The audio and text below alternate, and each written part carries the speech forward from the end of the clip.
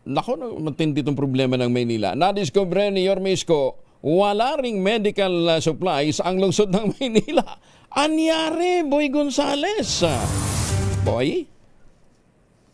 Kuyang Angel, wala nang hawak na mga medical supplies ang 6 na pampublikong ospital na nasa pangalaga ng Manila LGU. Na-discover ni Manila Mayor Isko Moreno Dumagoso ang kalagayan ng mga ito ng kanyang bisitahin ng tulad ng ospital ng Maynila na kahit panturok ng bakuna ay wala na.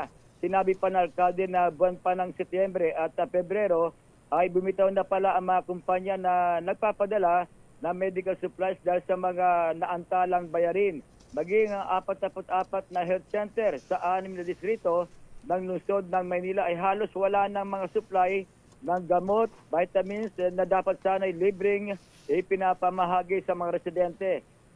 Nabatid na matagal nang inireklamo ng mga tauhan ng ospital ang problema pero hindi ito tinutugunan at pinapansin ng dating namumuno na Manila Health Department na si Dr. Arnold Poc Sapangan.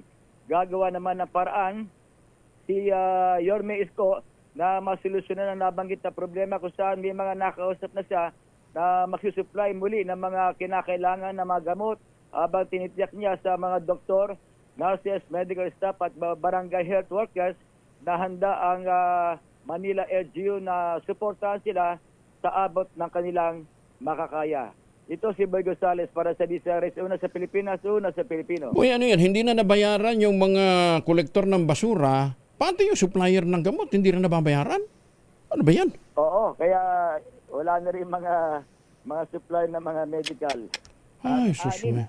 Halimbawa, itong ospital ng Maynila, Santa Ana Hospital, yung ibang mga niya na pinatakbo, Tondo Hospital, dyan sa Abad Santos. Ay, susme, Ginoo. Sige. Sana nga matugunan kaagad yung problema yan. Thank you, Boy. Maraming salamat. Si Boy Gonzales. Si Boy Gonzales mula po sa Maynila.